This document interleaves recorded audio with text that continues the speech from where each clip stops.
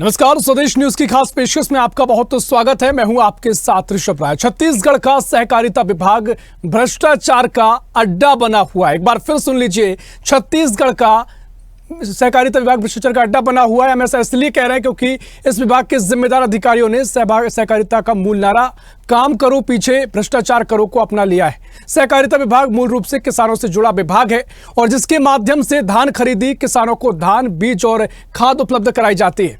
बदलते समय के साथ सरकार ने सहकारिता को बैंकिंग से जोड़ा ताकि किसानों को बैंकिंग सुविधाओं का लाभ मिल सके, लेकिन विभागीय अधिकारी ही राज्य सरकार की साख पर पलीता लगाने में जुटे हुए हैं। सहकारिता विभाग के अंतर्गत चलने वाले अपेक्स बैंक और जिला सहकारी बैंक खुले तौर पर भ्रष्टाचार का मरकज बने हुए हैं, जहां बीते कुछ सालों में बड़े बड़े घोटाले सामने आए हैं। जिला सहकारी बैंक रायपुर, दुर्ग, बिलासपुर, राजनांदगांव और अंबिकापुर में चल रहे, जिसकी हजारों शाखाओं में लाखों किसानों का करोड़ों रुपए जमा है। इन बैंकों में धड़ल्ले से गड़बड़ियां की जा रही हैं। जिन अधिकारियों पर गड़बड़ियां रोकने की जिम्मेदारी है, वे खुद ही सरकारी धन की लूट मचा रहे हैं। जिला सहकारी बैंक दुर्ग की सीईओ अपेक्षा व्यास, सुरेंद्र जोशी, प्रभात मिश्रा, सुधीर सोनी पर आर्थिक अनियमितता समेत भ्रष्टाचार के बेहद गंभीर आरोप लगे हैं, लेकिन किसी पर कार्रवाई नहीं हुई है। अपेक्षा व्यास की बीते एक साल में 15 से ज्यादा शिकायतें मिली हैं, जिसकी जांच के नाम पर सिर्फ खाना पूर्ति की जा रही है, तो बाकी भी नहीं पीछे नहीं है। पर सबसे बड़ा सवाल यह है कि भ्रष्टाचारियों पर कार्रवाई क्यों नहीं की जा रही। आखिर विष्णु के सुशासन में ऐसे भ्रष्ट अधिकारियों को कौन बचा रहा है। इनमें कुछ अधिकारी ऐसे भी हैं जिन्होंने कांग्रेस से चुनाव लड़ने की दावेदारी की, तो किसी ने कांग्रेस प्रत्याशी के लिए निजी कार में चुनावी सामान सप्लाई कराया। अब सवाल यह है कि सहकारिता मंत्री केदार कश्यप ऐसे अफसरों पर कब तक कार्रवाई करेंगे, इसी पर हम चर्चा करेंगे। पहले कुछ प्रतिक्रिया है वो आपको सुना देते हैं। सहकारी संस्थाओं के स्थापना से लेके उनके संरक्षण और संवर्धन का काम कांग्रेस की सरकारों में हुआ। भारतीय जनता पार्टी के लिए सहकारी संस्थाएं केवल चारागाह है, भाजपा के नेताओं के भ्रष्टाचार का अड्डा है। जिस तरह से राज्य सहकारी बैंक से लेके जिला सहकारी बैंक और सहकारी सोसाइटियों में भ्रष्टाचार है, जो अव्यवस्था है भारतीय जनता पार्टी की सरकार आने के बाद से, उससे सहकारी सोसाइटियों की स्थिति दयनीय हो गई है। पिछले 10 महीने की सरकार के दौरान, 11 महीने की सरकार के दौरान, जो पिछले खरीफ सीजन का धान की खरीदी का जो भंडारण था, वो ट्रांसपोर्टिंग के अभाव में कमीशन खोरी के चलते नष्ट होने लगे हैं। 26 लाख कुंटल से ज्यादा के धान खराब हुए हैं, जो आज तक के छत्तीसगढ़ के इतिहास में कभी नहीं हुआ।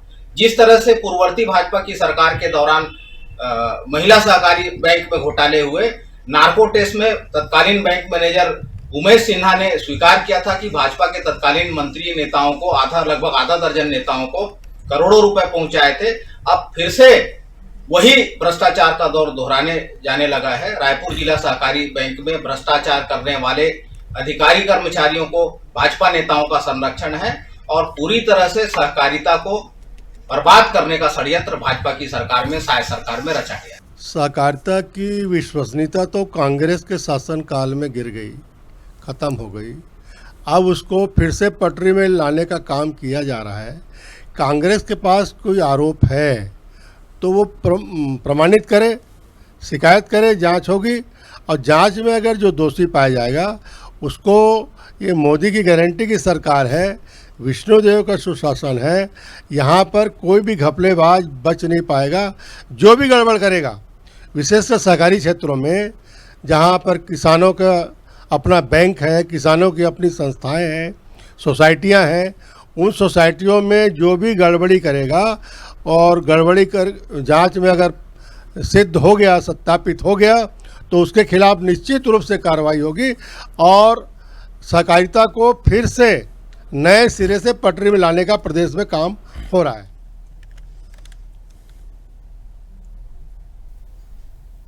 तो विपक्ष के अपने सवाल है, लेकिन बीजेपी का कहना है कि सहकारिता विभाग में गड़बड़ियों की जहां तक बात है वो कांग्रेस शासन में ज्यादा देखने को मिली है। लेकिन कांग्रेस के कई आरोप हैं और तमाम तरीके से सवाल खड़े हो रहे हैं कि सहकारिता विभाग में, बैंकों में जिस तरीके से गड़बड़ियां सामने आई हैं कि उन पर कार्रवाई नहीं की जा रही, कब कार्रवाई की जाएगी, इन तमाम सवाल, इन पर हम चर्चा करेंगे। मेहमान हमारे साथ जुड़ गए हैं भारतीय जनता पार्टी से अशोक बजाज जुड़ गए हैं। अशोक जी, बहुत स्वागत है आपका स्वदेश न्यूज में।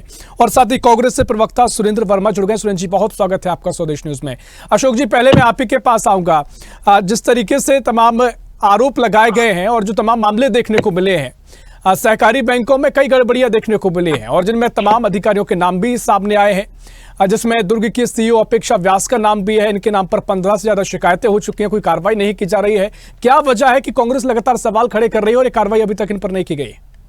अशोक जी, कांग्रेस की आदत है शिकायत करना। पहले तो वो जांच तो होने दीजिए, पहले साक्ष्य प्रस्तुत करें, जांच होगी, जांच के बाद ही किसी के खिलाफ कार्रवाई करोगी। तो अभी जब सारी बातें सब शासन के पास है, विचाराधीन है, तो जब तक पूरे कार्रवाई नहीं हो जाती है जांच की, तब तक अभी कुछ कहना संभव नहीं है। लेकिन कांग्रेस वालों को तो साक्ष्य प्रस्तुत करना चाहिए ना, केवल आरोप लगाने थोड़ी हो जाएगा। साक्ष्य प्रस्तुत करें, प्रमाणित करें, तब जाके उनके खिलाफ कार्रवाई होगी। भारतीय जनता पार्टी शासनकाल में अगर किसी ने कोई गड़बड़ी की है तो बचने वाला नहीं है। शिकायत हुई है, जांच होगी, जांच के बाद जो भी दोषी पाया जाएगा उसके खिलाफ कार्रवाई होगी। ठीक है, देखिए आपका अपना तर्क है कि जो भी साक्ष्य कांग्रेस प्रस्तुत करे उस पर कार्रवाई होगी। फिलहाल आपने तमाम बातें कही, लेकिन ये आरोप अब लगे हैं तो निश्चित तौर पर क्या कुछ आगे की तस्वीर रहेगी इस पर हम चर्चा लगातार कर ही रहे हैं। सुरेंद्र जी, मैं आपके पास आ रहा हूं। भारतीय जनता पार्टी का कहना है, अशोक जी जो बातें कह रहे हैं कि आपके पास एक कानूनी रास्ता तो बचता है ना, आप सियासी रूप से आप आरोप लगा रहे हैं, वार पलटवार कर रहे हैं, इससे तरह के कोई साक्ष्य प्रस्तुत कीजिए, कानून का रास्ता लीजिए। वैसे भी जो भी कार्रवाई होगी वो लगातार बीजेपी की शासन स्तर पर होगी, वो कर रहे हैं, वो कह रहे हैं कि जो भी साक्ष्य सामने आएंगे कार्रवाई की जाएगी। क्या परेशानी इसमें सुरेंद्र जी? रेशम जी, कांग्रेस तो कदम उठा रही है। आपको याद होगा विधानसभा का पिछला जो सत्र था, कांग्रेस की संजरी बालोद की विधायक संगीता सिन्हा जी ने महिला सहकारी बैंक का मामला उठाया था। भारतीय जनता पार्टी की सरकार आने के बाद महतारी वंदन योजना के नाम से खाते खोले गए। रायपुर के महिला सहकारी बैंक में लगभग 2500 महिलाओं ने खाता खोला अपना महतारी वंदन का पैसा लेने के लिए। उसमें 1700 महिलाओं के साथ धोखाधड़ी हुई और ये भारतीय जनता पार्टी के नेता जो है और साय की सरकार भ्रष्टाचारियों को बचाने के लिए लिपापोती करती है। विधानसभा को मामला उठा था, आज तक पता है क्या कार्रवाई? जो दस्तावेज खाता खोलने के लिए लिए गए थे, पैन कार्ड, आधार कार्ड, उनका दुरुपयोग करके लोन सैंक्शन किया गया, उनकी जानकारी में नहीं है। अब वो डिफाल्टर हो गए, उनके खाते में महतारी वंदन का की राशि आना तो दूर, उल्टा वो कर्जदार बना दिए गए। तो सुरेश जी वही बात कह रहे हैं ना, आप साक्ष्य प्रस्तुत करिए। आप अगर मामले में कहीं आपको सवाल लगते हैं, कोई गंभीरता नजर आती है तो आप उसको प्रस्तुत कीजिए ना। ऋषभ जी, तमाम साक्ष्य प्रस्तुत किए गए। जो बैंक की अध्यक्ष है वो तत्कालीन अविभाजित मध्य प्रदेश के समय में कैबिनेट मंत्री का दर्जा प्राप्त था। उसको भाजपा का संरक्षण है। वो तो पत्रकार वार्ता लेके कांग्रेस के विधायक ने सार्वजनिक किया, विधानसभा के पटल में भी रखा और आज तक कोई बताए। उसके अतिरिक्त मैं तो आपको दर्जनों मामले गिना दूं, क्योंकि सहकारिता जो है वो भाजपा के नेताओं के लिए केवल भ्रष्टाचार और कमीशन खोरी का चारागाह है। 500 करोड़ से ज्यादा का मनी लॉन्ड्रिंग का मामला जिला सहकारी बैंक रायपुर में, जो फर्जी खाते खोल के निजी कंपनियों में राशि ट्रांसफर की गई। 15 करोड़ का एक घोटाला यहाँ रायपुर सहकारी बैंक में। 20 करोड़ का घोटाला। अभी आपने दुर्ग के अपेक्षा व्यास जी की बात कही, उसी दुर्ग में भाजपा के बड़े सहकारी नेता हैं प्रीतपाल बेलचंदन, 20 करोड़ का घोटाला।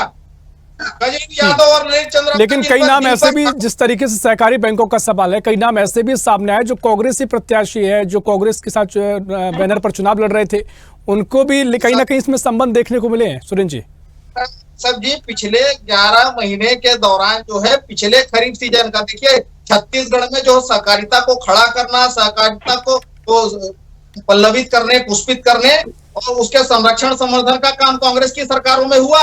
और इस साल पहली बार 24 साल हो गए छत्तीसगढ़ को बने, राज्य स्थापना दिवस अभी मनाया गया।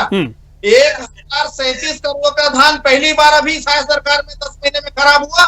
इनके कमीशन चोरी के लालच में ट्रांसपोर्टिंग नहीं की गई, सोसाइटी उसकी भरपाई कैसे करेगी?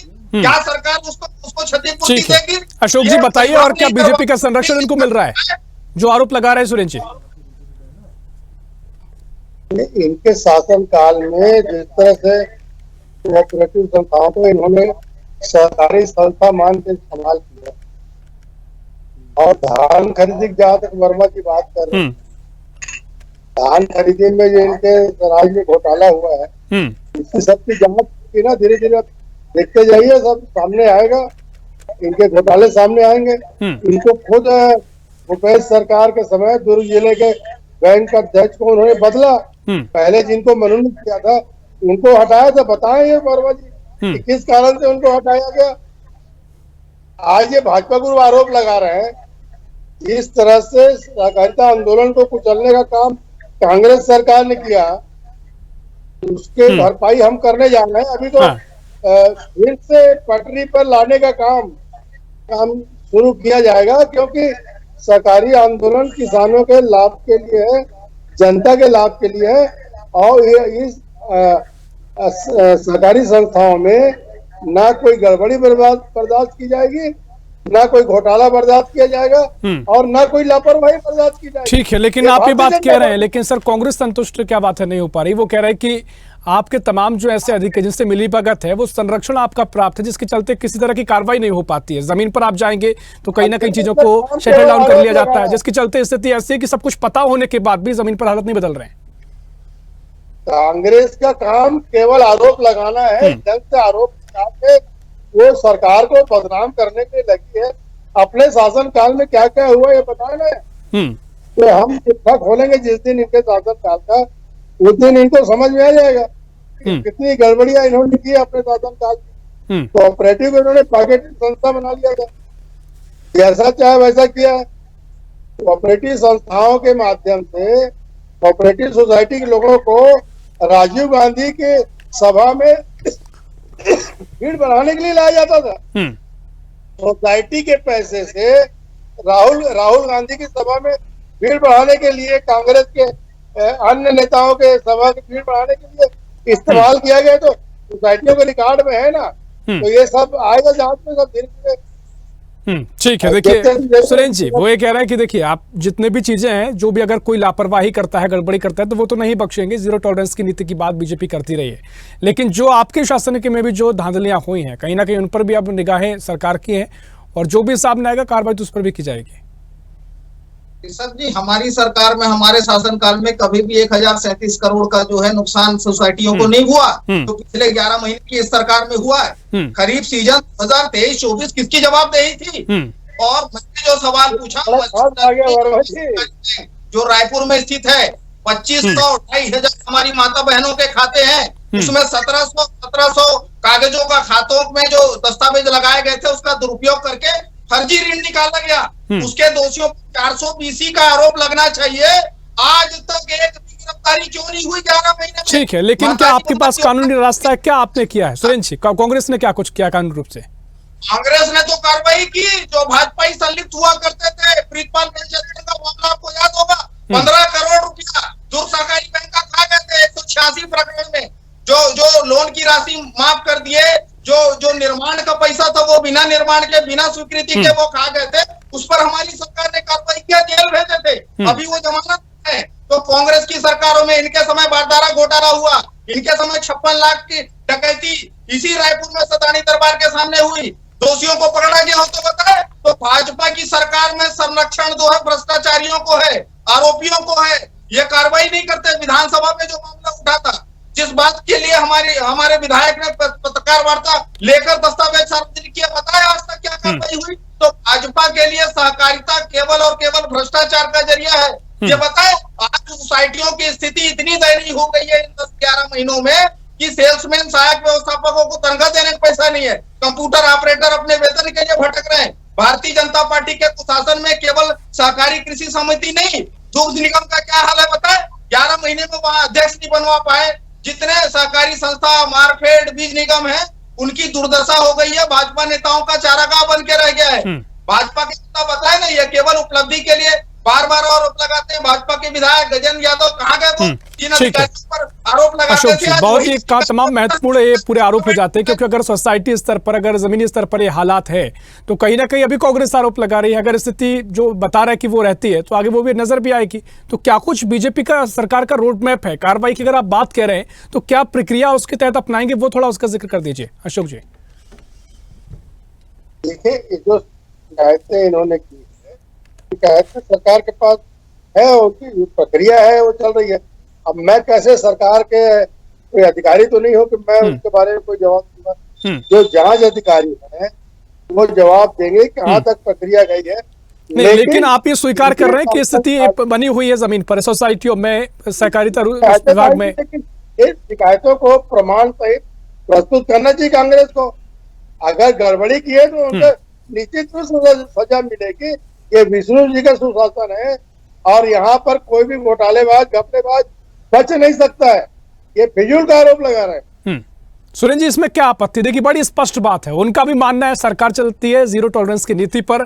जो भी नाम है, जो भी आपको शिकायत लगती है, जो भी गड़बड़ी लगती है, उससे स्पष्ट रूप से रखी, ट्रांसफॉर्मेशन के हिसाब से वो रखी जाएगी। जनता भी देखेगी, हम भी डिबेट करते हैं तो कार्रवाई तो की जाएगी। इसमें तो कोई आपत्ति वाली बात नजर नहीं आती है। आप विद्वान पत्रकार हैं, मैं आपसे जानना चाहता हूं कि किसी बैंक में भ्रष्टाचार हुआ, 1700 लोग, एक दो लोगों से नहीं 1700 लोगों से धोखाधड़ी हुई, 420 का मामला न केवल विधानसभा के पटल पर रखा गया कि प्रेस वार्ता लेके और एफआईआर भी कराई गई। पिछले 10 महीने से उस पर कोई कार्रवाई नहीं हुई, कोई गिरफ्तारी नहीं हुई। दूसरा मामला है क्या? ठीक है, इसी सवाल का जवाब ले लेते हैं। अशोक जी, इसी सवाल का जवाब दे दीजिए। जो पूरे चीजें हैं, 1700-1800 लोगों का जो जिक्र कर रहे हैं, इस पर कार्रवाई कब तक? क्योंकि 10 महीने का समय हो चुका है। एफआईआर हुआ तो पुलिस के पास मामला विचाराधीन है। आज तक गिरफ्तारी नहीं हुई है। किसका अलग अलग कई ब्रांचों में एक व्यक्ति को, एक अधिकारी ने, किसी ने क्या गड़बड़ी की, किसानों के साथ क्या धोखा किया, कब कब दिया, कितने का धोखा किया, ये सारी जानकारियां जो है इनका, इन्होंने जो खुद कहा है कि एफआईआर हुआ है, मैंने प्रक्रिया में है, अब वो सामने आएगा। और जब ठीक है सुरेंद्र जी, थोड़ा धैर्य रखिए, चीजों की प्रक्रिया चल रही है। बीजेपी सरकार का कहना है अपने कानून की प्रक्रिया होती है। आपको याद होगा एक सहकारी बैंक का घोटाला हुआ था 20 करोड़ रुपया, और उसके बाद भाजपा के आधा दर्जन मंत्री तत्कालीन, ब्रिजमोहन अग्रवाल जी उसमें शामिल थे, रामविचार नेताम शामिल थे, खुद मुख्यमंत्री तत्कालीन रमन सिंह जी शामिल थे। अरे सर, ऐसे तो सर इतने मामले आप गिनाएंगे तो फिर तो अभी जो सट्टा है घोटाला मामला था, उसमें तो सीधे तौर पर मुख्यमंत्री पर सवाल खड़े किए गए थे, पूर्व सीएम पर सवाल खड़े किए गए थे। आपके इंदिरा प्रियदर्शनी कौन थे?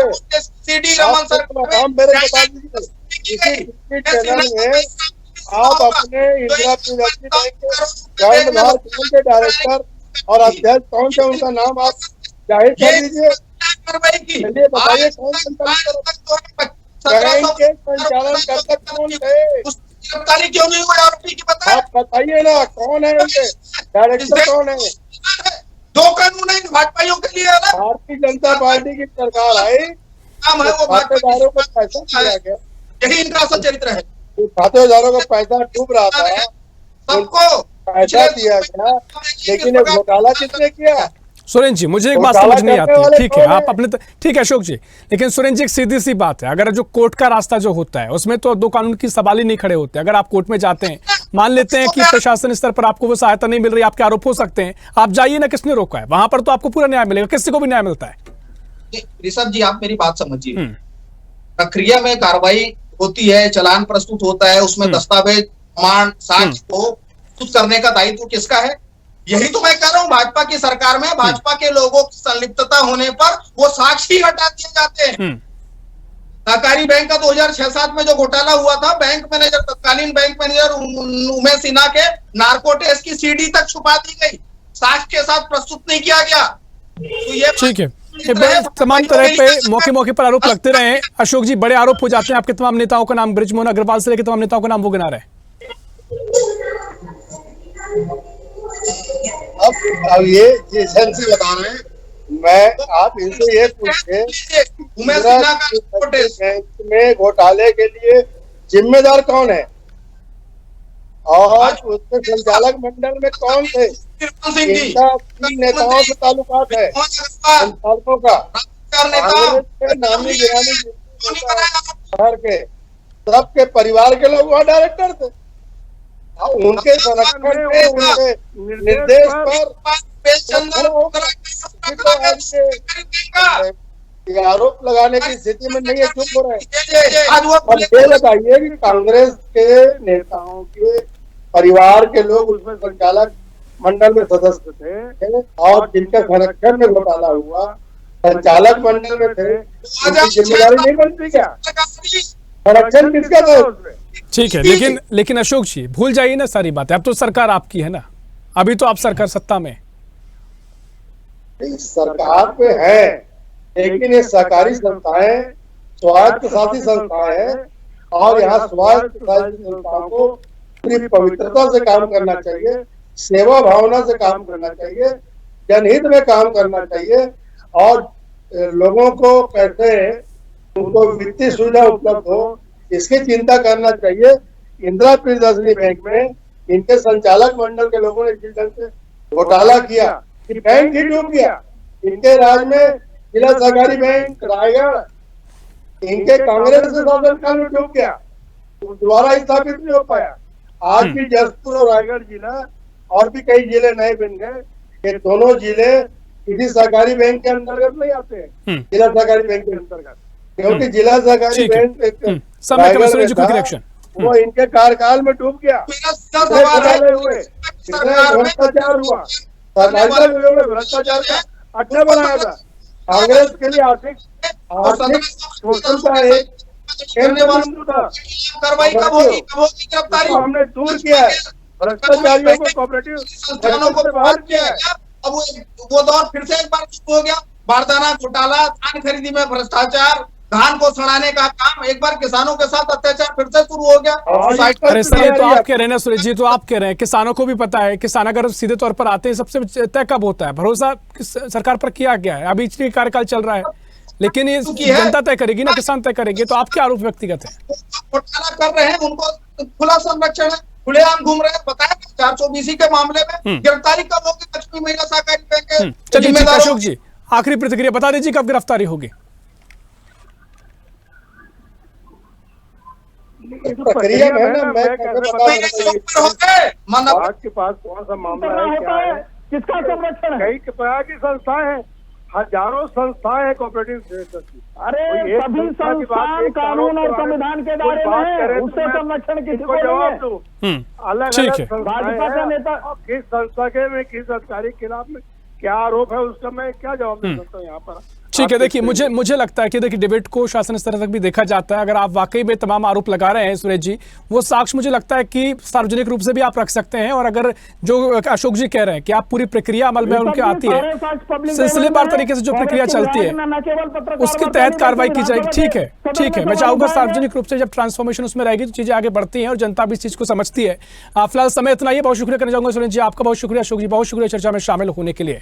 तो छत्तीसगढ़ में तमाम तरीके से आरोप कांग्रेस ने बीजेपी सरकार पर लगाए हैं और सहकारिता विभाग को निशाने पर लिया है, लेकिन बीजेपी का कहना है कि कांग्रेस के कार्यकाल में तमाम चीजें हुई हैं, लेकिन अब भारतीय जनता पार्टी की जो सरकार है जीरो टॉलरेंस पर काम करती है। जो भी अगर साक्ष्य मिलते हैं, जो भी स्थिति दिखती है, तस्वीर में कुछ ऐसी गड़बड़ियां नजर आती हैं, तो उस पर कार्रवाई बीजेपी की सरकार करेगी। फिलहाल के लिए इस खास पेशकश में इतना ही। देश प्रदेश की और भी खबरों के लिए देखते रहिए स्वदेश न्यूज, सबसे पहले देश।